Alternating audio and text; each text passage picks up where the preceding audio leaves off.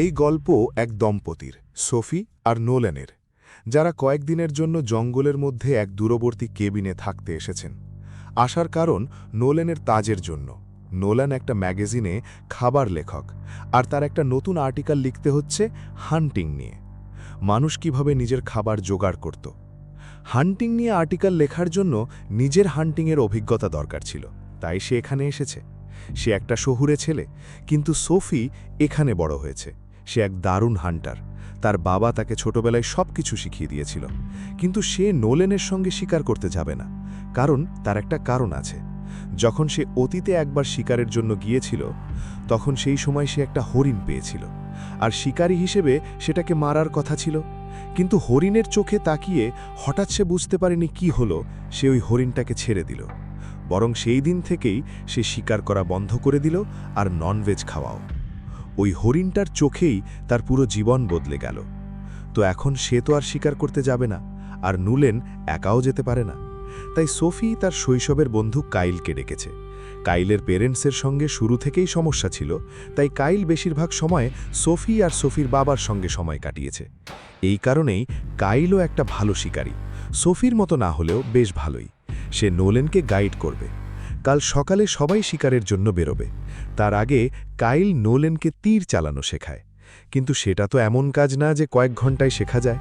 তাই কাইল ওকে রাইফেল চালানো শিখিয়ে দিল। এতে নোল্যানের কোনো সমস্যা হয়নি। এই সময় কাইল সব শেখাচ্ছিল, আর কথাগুলো বলতে বলতেই এমন একটা ব্যাপার প্রকাশ করছিল যে সোফি তার জন্য কতটা স্পেশাল। সোফি আমার জন্য এটা করত, ওটা করত, এই তীর তারই গিফট ছিল, ইত্যাদি। আর এইসব কথায় নোল্যান একটু খিটখিট করছিল, কারণ কাইলের আসল প্ল্যান ছিল কাইল তার গার্লফ্রেন্ডকে সঙ্গে নিয়ে আসবে। তার গার্লফ্রেন্ড আর সোফি একসাথে সময় কাটাবে, আর এই দুজনে আর নোল্যান একসাথে থাকবে। কিন্তু তার গার্লফ্রেন্ড শেষ মুহূর্তে আসতে না বলেছিল।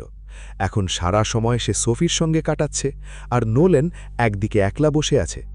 ছোটবেলার বন্ধু, এতদিন পর দেখা করতেই তো স্বাভাবিক কথা অনেক কিছু বলার আছে। আর যেহেতু নিজেই ডেকেছে, তাই হোস্ট করতেই হবে, এতে কোনো সমস্যা নেই। সমস্যা হচ্ছে নোল্যানের, যখন তারা দুজন এমন আচরণ করছে যেন এখনও শিশুই। তাদের এই মজা দেখে নোল্যান রাগ হয়ে ঘরের ভিতরে ঢুকে গেল। সোফি তার পেছনে গেল। তখন তাদের মধ্যে ঝগড়া হয়ে গেল। বলতে চেয়েছিলাম যে কাইলের গার্লফ্রেন্ড কোথায়। সে একা এসে এই উইকেন্ডটা আর আগের মতো হলো না, যেটা হওয়া উচিত ছিল। তাই সোফি বলল, আমি তো তোমার জন্য কাইলকে ডাকলাম, এই পুরো ট্রিপটাই তোমার কারণে। এখন তুমি ল্যাপটপ নিয়ে বসে আছো। এখন ভুল তো নোল্যানেরও, ও আগে বুঝে গেছে। তাই গিয়ে সোফির কাছে ক্ষমা চাইল, কিন্তু ওখানেও কাইল এসে পড়ল। এখন তো মনে হচ্ছে সে জেনে বুঝে তাদের মধ্যে ফাটল ধরাতে চাইছে। শেষমেশ সে সোফিকে বলেই দিল, আমার ব্রেকআপ হয়ে গেছে, তাই আমি একাই এলাম। আমরা স্পষ্টই দেখতে পাচ্ছি যে কাইল মনে করে সোফিকে নিয়ে তার অনুভূতিগুলো কোনো ব্যাপার নয়, যা নোল্যানও বুঝতে পারছে, শুধু সোফি বুঝতে পারছে না। কাইল মনে করে তারা দুজন শুধু গার্লফ্রেন্ড বয়ফ্রেন্ড, কিন্তু যখন সে জানতে পারে তারা এঙ্গেজড, তখন তার রিয়াকশন খুব ভালো ছিল না, একদম হতাশ মনে হচ্ছিল। এখনও সোফি বলেনি যে সে গর্ভবতী, না হলে কি হতো কেউ জানে না।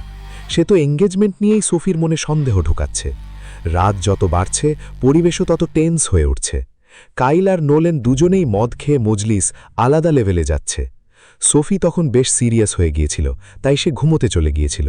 আর ওর যাওয়ার পর নোল্যান এমন একটা কথা বলল, যার পর সব কিছু অদ্ভুত হয়ে গেল। সে কাইলকে বলল, আমি জানি তুই সোফির সঙ্গে শুয়ে পড়েছিস। এটা শুনে কাইলের মাথা ঘুরে গেল। আসল কথা হলো, যখন সোফি আর কাইল 18 বছরের ছিল, তখন তারা প্রথমবার মদ খেয়েছিল, আর নেশায় তারা একে অপরের সঙ্গে শারীরিক যোগাযোগ করেছিল। এই কথা সোফি নিজে নোল্যানকে বলেছিল। আর আজ নোলান কাইলের কাছ থেকেও এই ব্যাপারটা জিজ্ঞেস করল। রুমে গিয়েই নোলান সোফিকে বলল, আমি কাইলকে এসব কথা বলেছি, আর এরপর থেকে কেউই আর শান্তিপূর্ণভাবে ঘুমাতে পারেনি গতকাল। একদিন আগে থেকেই সব নষ্ট হয়ে গিয়েছিল। পরের সকালে তারা দুজনে শিকার করতে বেরোচ্ছিল। তখন সোফি রাইফেলের একটা গুলি কাইলের পকেটে রেখে দিল শুভকামনার জন্য। তারা ফোন নিয়ে যাচ্ছিল না, কারণ জঙ্গলে নেটওয়ার্ক নেই। শুধু রাইফেল আর তীরধনুক নিয়েই যাচ্ছিল কায়েল। কায়েলের গাড়িতে চড়ে দুজনে বেরিয়ে পড়ল। তারপর লোকেশনে পৌঁছে পায়ে হেঁটে যেতে শুরু করল। নোলানের শ্বাস ফুরে ফুরে হচ্ছিল। একটু বিশ্রাম নিতে বসে সে কালকের জন্য কায়েলকে দুঃখ প্রকাশ করল এবং ধন্যবাদও দিল, কারণ সে তার জন্য এত কিছু করছিল। তারপর দুজনে আবার এগিয়ে চলল। আর কিছু দূর এগোলেই তার সামনে হরিণটা এসে পড়ল। নোলানের সুযোগ ছিল, কিন্তু সে গুলি চালাতে পারল না। এতটা সাহসী জোটেনি যে কারো জীবন শেষ করতে পারে। এখন সে বুঝতে পারছিল সোফির দ্বিধাটা কি, কিন্তু কায়েল যেই কাজের জন্য এসেছিল সেটা সে করতে পারল না। সে তীর ছুঁড়ে হরিণটাকে মেরে ফেলল। কাছে গিয়ে আর একটা তীর ছুড়ল, কিন্তু হরিণের শ্বাস এখনও চলছিল। নোলান চাইছিল কায়েল ওই হরিণটার যন্ত্রণা শেষ করে দিক, অর্থাৎ তাকে মেরে দিক, যাতে সে কষ্ট থেকে মুক্তি পায়। কিন্তু তখনই কায়েল কাছে আরেকটা হরিণ দেখতে পেল। তাকে মারারও দরকার ছিল না, তবুও কায়েল রাইফেল ছিনিয়ে নিয়ে তাড়াতাড়ি গুলি মেরে দিল। গুলি হরিণের উপর লেগেছিল, তবে ঠিক সেখানে নয় যেখানে কায়েল চেয়েছিল। হরিণটা পালিয়ে গিয়েছিল। কায়েল রক্তের দাগ অনুসরণ করল, কিন্তু একটু দূর যাওয়ার পর সব ট্র্যাক শেষ হয়ে গেল। এতে কায়েল অনেক বেশি হতাশ হয়ে গেল। উপর থেকে নোলান চিৎকার করছিল, ফিরে যাও। হরিণের যাত্রা শেষ করতে দুজনেই ফিরে গেল। ফিরে এসে তারা স্তম্ভিত হয়ে গেল, কারণ একটা নেকড়ে হরিণটাকে খাচ্ছিল। এই এলাকায় কায়েল আগে কখনো নেকড়ে দেখেনি, কিন্তু সেটা বহু বছর আগের কথা। এখন কায়েল একদম শান্ত হয়ে দাঁড়িয়েছিল, কিন্তু নোলানের ঘাম ছুটছিল। সে বুঝতেই পারছিল না এখন কি করা উচিত। সে পালানোর প্রস্তুতি নিচ্ছিল, কিন্তু কায়েল তাকে বলল, ভুলেও সরো না। কায়েল নিজেই গুলি বের করার চেষ্টা করছিল, কিন্তু সেটা বন্দুকের ভিতরে আটকে ছিল। আর নোলানের ধৈর্য শেষ হয়ে আসছিল। তার জন্য প্রতিটা মুহূর্ত ভারী হয়ে উঠছিল। তাই সে সরাসরি বন্দুকের উপর ঝাঁপিয়ে পড়ল, যার কারণে নেকড়েটি তার উপর আক্রমণ করল। নেকড়েটি তাকে কামড়াচ্ছিল, আর সে শুধু কায়েলের নাম চিৎকার করছিল। কায়েল দ্রুত গুলি তুলে লোড করল। তখন সে দেখতে পেল চারপাশে আরও 2টা নেকড়ে ঘুরছে। সে গুলি চালিয়ে আক্রমণকারী নেকড়েটাকে তাড়িয়ে দিল। তারপর আরেকটা গুলি চালালো। তখন বাকি 2টাও পালিয়ে গেল। এখন নোলান ওর কাছে সাহায্য চাইছিল, কিন্তু সে নিজেই প্যানিক করছিল। সে উল্টো নোলানের উপর চড়াও হলো। নোলান বলল, এটা করো না।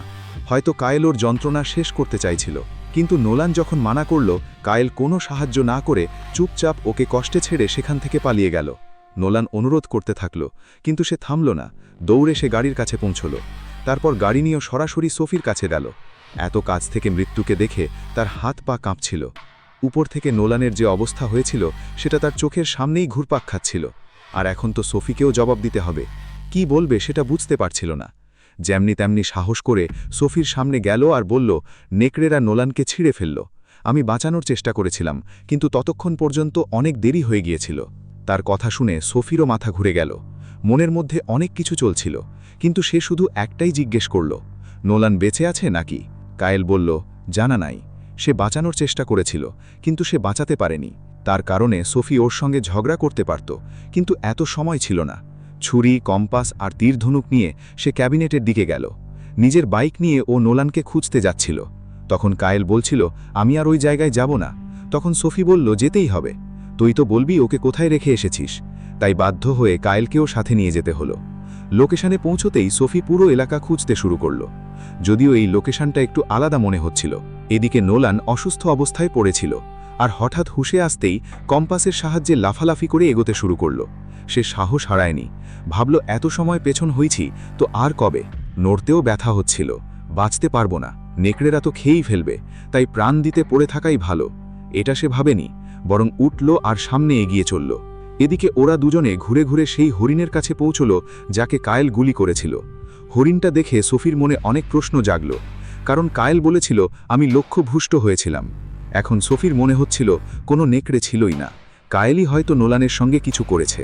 কে জানে, হয়তো সে নিজেই নোলানের উপর আক্রমণ করে তাকে মরতে ফেলে এসেছে, যাতে সোফি তার দিকে ঝুঁকে পড়ে। এটাই সন্দেহ। তো এখন আমাদের মনেও একটা ভাবনা আসছে, কারণ কাল রাতে অনেক কিছু ঘটেছিল, আর এখনও যখন সোফি তার সামনে এত প্রশ্ন তুলল, এত অভিযোগ করল, তখনও সে শুধু এটাই বলল, নোলান তোমার মতো কাউকে পাবে না। নোলান জঙ্গলে তার শেষ শ্বাস নিচ্ছে, নিজে তাকে মরতে ছেড়ে এসে, আর এখন সোফি পাগলের মতো তাকে খুঁজছে, আর সে বলছে তাকে ভুলে যাও। সন্দেহ তো হয়েছে।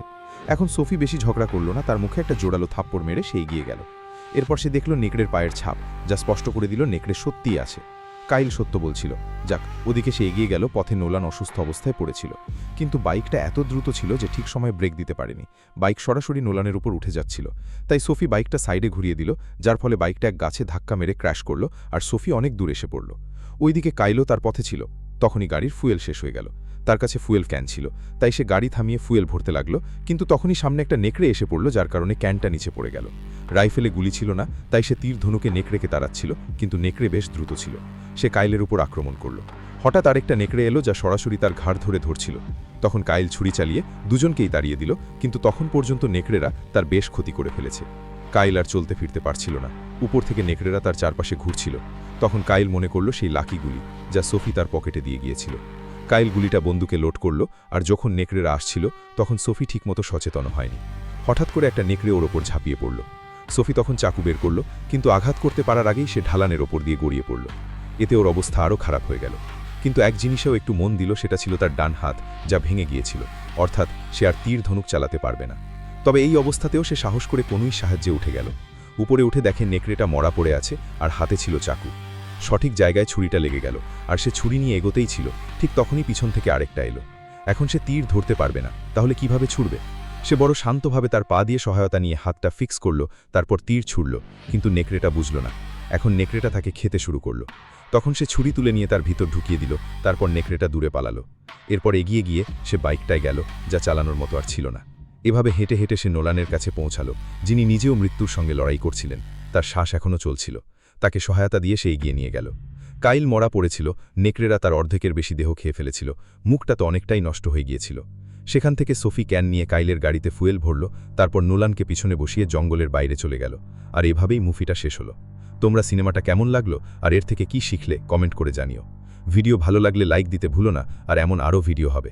ইন্টারেস্টিং ভিডিও দেখতে চ্যানেলটা সাবস্ক্রাইব করে বেল নোটিফিকেশনটা অল করে দাও, যাতে নোটিফিকেশন তোমাকে যে কোনো জায়গা থেকে খুঁজে পায়। আর বেশি কানেক্টেড থাকতে আমার সাথে থেকো।